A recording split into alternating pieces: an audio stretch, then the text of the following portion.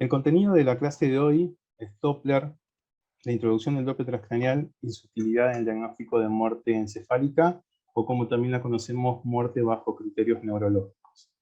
El contenido de la charla de hoy, vamos a inevitablemente recordar un poco de la anatomía de cabeza y cuello, las utilidades del Doppler transcranial en sus dos modalidades, tanto el Doppler convencional como el duplex, en su análisis estructural y hemodinámico, las modalidades de estos dos tipos de Doppler, y lo importante, en realidad, con parte clínica, y enunciar y darles a conocer el protocolo de muerte bajo criterios neurológicos, el último que está confeccionado y aprobado, que es el del 2019, donde vamos a ver específicamente los patrones sonográficos característicos que sería el broche y la utilidad de toda esta disertación. ¿Cuáles son las utilidades del Doppler transcranial? Tanto en sus dos versiones, la convencional como el duplex. La enfermedad cerebrovascular oclusiva y estenótica. En este tipo de patologías el Doppler va a detectar cambios hemodinámicos asociados a variaciones del calibre de los vasos intracraneales del polígono arterial de Willis. En la hemorragia subaracnoidea va a ser un aparato muy importante para la identificación del vasoespasmo y así su progresión de acuerdo al tratamiento que se realice al paciente para ese vasoespasmo. Anemia de células falciformes va a generar una hipoperfusión cerebral y el riesgo de ictus isquémicos por oclusión. Muy útil en la comunicación cardíaca derecha-izquierda, cuando es prontamente detectada, o cuando por un evento ya cerebrovascular se hace un screening, se estudia al paciente y se puede encontrar la comunicación cardíaca derecha-izquierda. Evaluación de la reactividad vasomotora también sirve para identificar cómo se mantiene constante el diámetro de los vasos durante fluctuaciones de presión o cambios de función de la microvasculatura, lo que permite determinar un índice de cambios de flujo que se denomina autorregulación o reactividad motora del lecho arterial cerebral distal. Esta evaluación de la reactividad motora se puede evaluar tanto en un paciente internado como en un paciente en consultorio. Monitoreo transquirúrgico en endarterectomía carotidia para detección de microémbolos, como también su seguimiento posterior. Post colocación de stem se puede y es necesario hacer un seguimiento de esos stem y de ese lecho quirúrgico a través de la detección de microémbolos en consultorio. Detección de microembolización cerebral, identificación de señales de microembólicas de alta intensidad, conocidos como HITS, provenientes de estenosis de arteria carótida interna, válvulas cardíacas protésicas, fibrilación auriculares, ateromas de arco aórtico, síndrome de embolismo grasa, enfermedad cerebral en general. Es muy importante en este tema otro estudio que se puede hacer en consultorio externo y en seguimiento, y no necesita que el paciente esté internado. En cambio, en los traumatismos encefalocraneales, el Doppler, como una de las medidas iniciales, más allá de lo que se use el ecógrafo hasta con el mismo traductor sectorial, que se puede hacer un screening de patologías abdominales y torácicas en el paciente traumatizado o politraumatizado, a nivel de traumatismo de cráneo, permite la detección de patrones circulatorios que se pueden categorizar básicamente en dos: en patrones con bajo volumen minuto, con elevados IP, identificados también hipertensión endocraniana en lesiones ocupantes de espacios, lesiones focales y disección arterial, isquemia e infarto distal. También de utilidad en la hipertensión endocraniana, en casos donde quizás hay que definir una colocación de un catéter de fibra óptica intraparenquimatoso o intraventricular, o la no posibilidad de tener estos medios de medición intracraniana más específicos con una medición de la vaina del nervio óptico se puede detectar cambios en la morfología de esta onda espectral del flujo sanguíneo intracerebral y inferir con qué presión se encuentra dentro del cuerpo. Valoración de la circulación colateral intracraneal en las estenosis carotidias mayores o iguales al 70%. Esto lo que evalúa es la reserva vascular cerebral, y esto está ya afianzado en uno de los estudios complementarios que se tienen que hacer según los últimos consensos del 2020 de Doppler vascular de vasos de cuello. Y otra de las funciones que amerita la charla de hoy es la evaluación del paro circulatorio cerebral, la identificación en realidad de este paro circulatorio cerebral visto en la muerte encefálica, ¿sí? Con una sensibilidad del 91 al 100% y una especificidad del 97 al 100%. Otro de los estudios que estudia flujo es el Doppler transcraniano. Es el más utilizado porque se encuentra más disponible, porque lo tenemos a la cabeza del paciente, a la cabecera del paciente, y no tenemos que trasladar ese paciente que está cruzando una fisiopatología de muerte encefálica con todas las inestabilidades habidas y por haber que genera esta situación de muerte encefálica, como la inestabilidad hemodinámica, la inestabilidad hidroelectrolítica, la posibilidad de generar arritmias, porque esta falta de control encefálico sobre el resto de los órganos no es gratis, entonces pueden suceder cosas en el traslado. No tenemos que trasladar ese paciente porque ese paciente ya con una clínica de muerte encefálica que estamos haciendo el diagnóstico de muerte encefálica, lo vemos como un potencial donante. Entonces no lo tenemos que perder, así que tratemos de no trasladarlo a ningún lado y utilizar, que es lo que se hace en la práctica del Doppler transcraniano. Entonces, para utilizar este estudio, a fin de verificar el paro circulatorio cerebral, se deberá insonar el árbol vascular intracerebral, incluyendo los vasos, tanto en el territorio anterior en forma bilateral como en el territorio posterior. Volviendo a la anatomía y dividiendo el polígono arterial de Willis en dos territorios anterior y territorio posterior, para el protocolo y para decir que hay una parada circulatoria cerebral en el territorio anterior, voy a insonar todo el territorio en forma bilateral. Si hago insonación de arterias cerebrales medias, voy a informar ambas arterias cerebrales medias, o de un lado una arteria cerebral media y del otro lado una cerebral anterior, porque no encuentro el vaso, porque hay una mala ventana, pero tiene que ser un vaso de cada lado del territorio anterior y un vaso del territorio posterior. Cuanto más vasos se encuentre, mejor, pero lo que pide el protocolo es que sean de esta manera.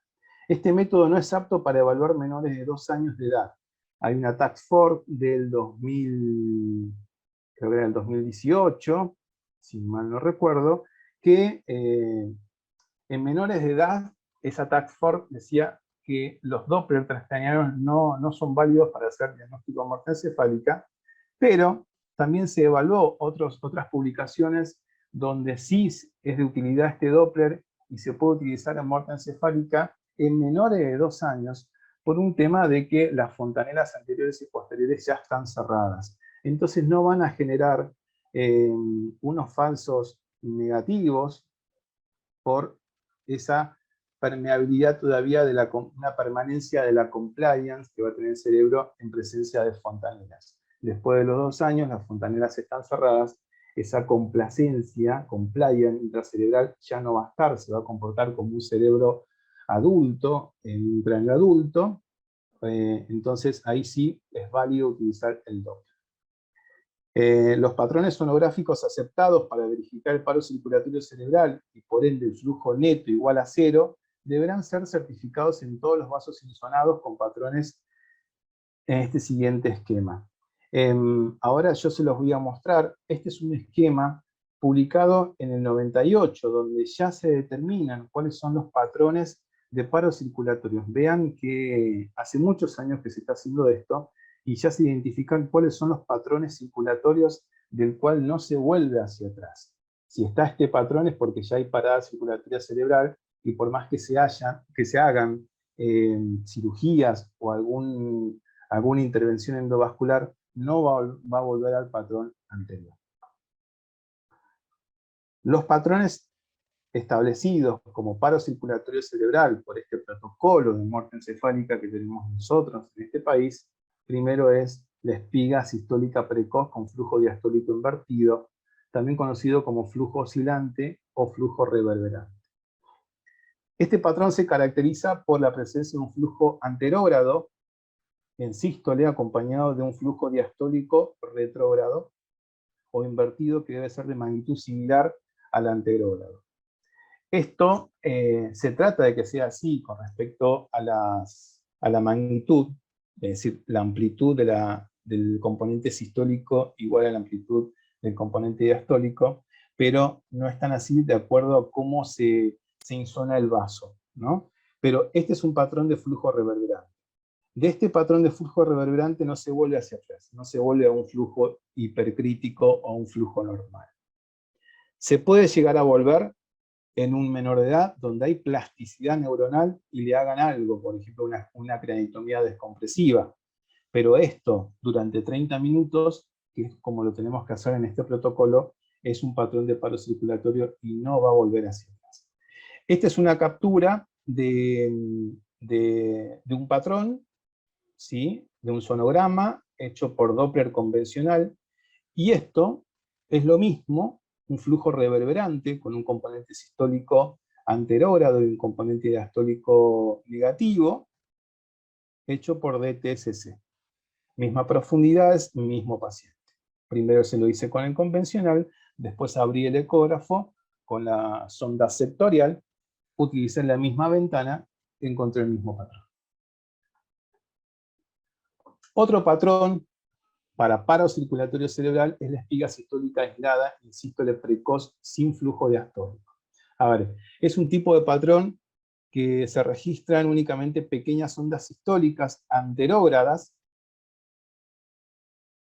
cortas, puntiagudas, sin obtenerse flujo durante el resto de la sístole ni en la diástole. Acá no tenemos diástole, el componente diastólico ya desapareció.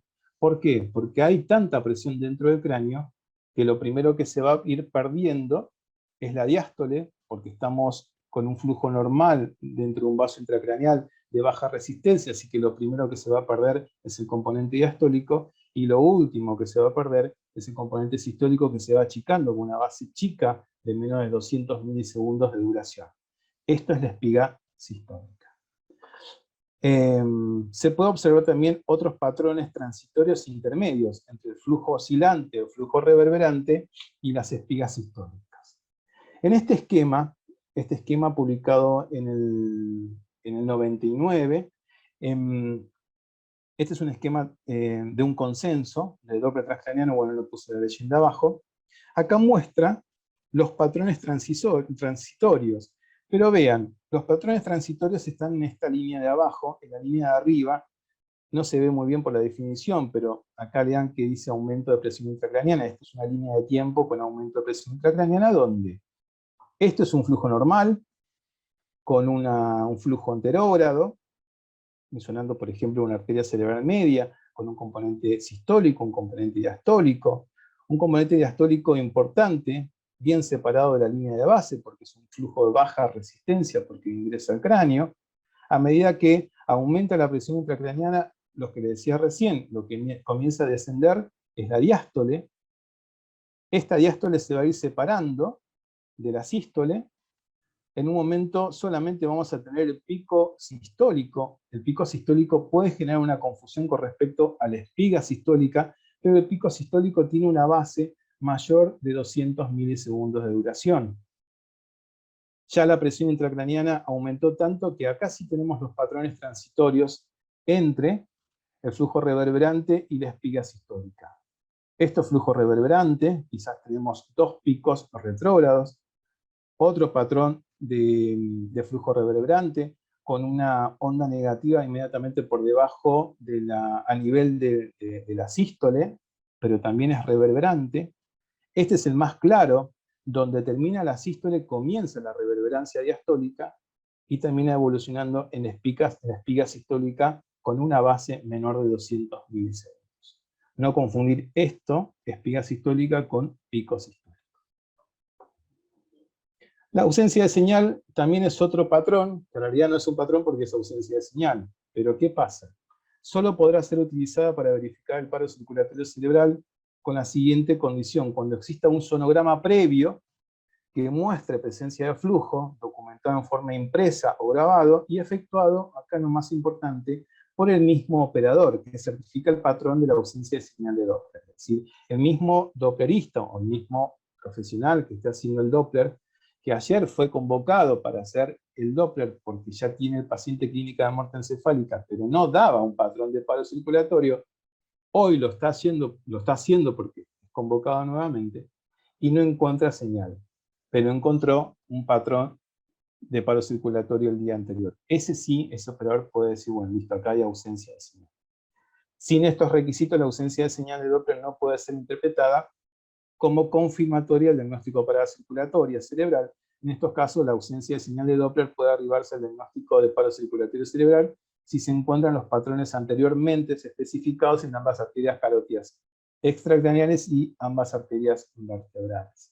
Acá tenemos la posibilidad de utilizar la misma ventana temporal, angulando con un ángulo por debajo de la base del cráneo y estar insonando la carótida interna antes de ingresar a la base del cráneo, donde vamos a buscar un patrón de flujo reverberante o espiga sistólica, pero no vamos a encontrar el mismo patrón dentro del cráneo, ¿sí? Ahí entonces estamos con ausencia de señal dentro del cráneo, pero inmediatamente por debajo del exocráneo encontramos los patrones de parada circulatoria cerebral. Este es un patrón de ausencia de señal, donde encuentro solamente una línea de base y ningún componente ni sistólico ni diastólico. Requisitos y tiempo de insoniación requerido para verificar el paro circulatorio cerebral. Hasta ahora, vean, esto es un patrón de flujo reverberante, de paro circulatorio cerebral, espigas sistólicas, ausencia de señal de Doppler. Este protocolo lo que especifica, y esto también lo especifican todos los protocolos con respecto a la utilización de Doppler en el mundo, son los requisitos y los tiempos de insonación requeridos para verificar el paro circulatorio cerebral. Es decir, la demostración de la parada circulatoria cerebral requiere una insonación de cada arteria por al menos 30 segundos. Y deberá demostrarse la persistencia de ese patrón compatible con paro circulatorio cerebral repitiendo el procedimiento a la media hora, a los 30 minutos. Significa que una vez que ubico el vaso, lo insono durante 30 segundos, grabo ese estudio o friso y tengo esas imágenes guardadas, pero el traductor no lo moví por 30 segundos. Y una vez que insono por las ventanas temporales y los occipitales los vasos intracraneales del territorio anterior y posterior, a los 30 minutos vuelvo a hacer exactamente lo mismo. Eso es lo que pide este protocolo de muerte encefálica. Repetir la insonación de estos vasos intracraneales a los 30 minutos y encontrar los mismos patrones. Condiciones para utilizar el Doppler: se debe cumplir los prerequisitos de estabilidad hemodinámica, como yo les contaba más adelante, atrás, la TAM, porque estamos evaluando con un estudio de flujo, estamos evaluando flujo dentro de los vasos, entonces mínimamente necesito una TAM de 60 milímetros de mercurio. Cada arteria insonada deberá ser visualizada durante 30 segundos, y las dos profundidades correspondientes. Esto es otra cosa que también pide el protocolo, para asegurar la persistencia del patrón de paro circulatorio cerebral, y volver a insonarlo a los 30 minutos. En caso de pacientes con balón de contrapulsación aórtica, deberá detenerse el contrapulsador antes de la realización del estudio. Algunas veces se puede, otras veces no se puede. Si el balón de contrapulsación aórtico está seteado a presiones altas, es decir, una alta dependencia del paciente al balón de contrapulsación, evidentemente no lo voy a poder detener, o si no me quedo sin paciente. Así que algunas veces con baja dependencia se puede hacer. También pasa con el ECMO. El ECMO lo que va a generar, de acuerdo a qué tipo de ECMO, el ECMO es la membrana extracorpórea, es la oxigenación a través de membrana extracorpórea, de acuerdo a la ubicación de los catéteres, si es un ECMO venovenoso o venoarterial, van a dar un flujo con no tanta amplitud, porque la amplitud del pulso la va a dar el latido cardíaco. En cambio con el ECMO, con la circulación extracorpórea, voy a tener una baja amplitud. Ahí sí hay que disminuir las presiones del ECMO en un paciente que no esté tan dependiente del mismo, entonces se puede realizar el estudio. La verdad que en los casos que hemos hecho Doppler en pacientes con ECMO, que se han transformado después en potenciales donantes de órganos y tejidos, no hemos tenido ningún inconveniente hemodinámico ni sonográfico para poder realizar el estudio y llegar al diagnóstico de parada circulatoria cerebral. Las ventanas que este protocolo necesita que se cumplan es la ventana transtemporal, en la zona, y especifica que lo que se va a insonar a través de estas ventanas son arteria carótida interna, es los segmentos C6 y C7, que son los segmentos que están por debajo de la base del cráneo, carótida interna terminal, ya a nivel supraclinoideo, arteria cerebral media, segmentos M1 y M2, esto lo ubicamos de acuerdo a las profundidades de las de ultrasonido, la arteria cerebral anterior. Vean que para este protocolo la ventana transtemporal no habla de arteria cerebral posterior en el sector P1, porque es difícil de conseguirla, y es difícil de decir, bueno, esto como es una onda positiva que se acerca al traductor, pero con un sonido de territorio posterior, genera mucha confusión, entonces no está dentro del protocolo determinar una parada circulatoria cerebral insonando una arteria cerebral posterior en su porción P1 y P2 por la ventana transtemporal.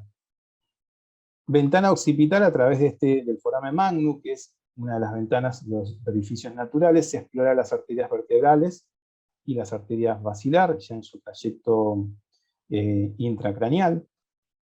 Y la ventana orbitaria, en el caso de que no tengamos buena ventana temporal, la podemos utilizar para insonar la arteria oftálmica y el sifón carotídeo, como les explicaba antes, siguiendo el recorrido de la arteria oftálmica y aumentando la profundidad. Los territorios vasculares a insonar, el territorio anterior y el territorio posterior, de vuelta, esto lo repite el protocolo, porque en este caso lo que enfatiza, tanto el anterior como el del 2019, es más que todo en la profundidad, obviamente, enfatiza en la profundidad que yo tengo que tener el mismo vaso insonado a una profundidad, por ejemplo a 55 milímetros en la arteria cerebral media, pero también el mismo a 50 o a 60 milímetros de profundidad, es decir, con una diferencia de 5 milímetros. De esa manera yo estoy diciendo que ese vaso que estoy insonando es un vaso intracerebral, en este caso a través de una ventana transtemporal, y es una arteria cerebral media por el tipo de onda que tiene. Esto más está desarrollado para el Doppler ciego, porque con el duplex también yo me voy a adecuar al protocolo, pero la zona de trabajo yo la voy a ir modificando para el Doppler pulsado, y puedo modificarlo con el crawl y decir, bueno, esta es una profundidad, esta es otra profundidad, pero estoy viendo el vaso. Repito, esto está más específico para un Doppler ciego, Doppler convencional.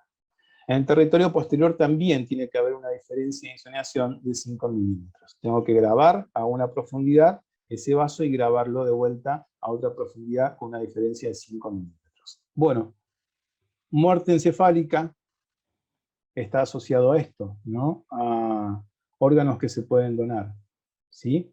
La muerte encefálica va a transformar a este paciente en un potencial donante. Se hicieron todos los protocolos, se hizo todo para que este paciente con esa lesión neurocrítica gigante y grave pueda salir de esa situación con secuelas o sin secuelas, generalmente con secuelas cuando las lesiones son grandes, pero cuando no cumplimos el objetivo de salvarle la vida, tenemos un paciente que evolucionó a muerte encefálica, entonces tenemos que pensar que ahí hay un potencial donante de órganos y tejidos.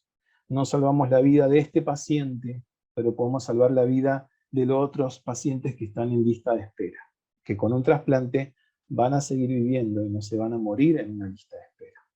Entonces, si en este cráneo nosotros encontramos este patrón de paro circulatorio cerebral, es porque hay muerte encefálica y la vamos a poder diagnosticar.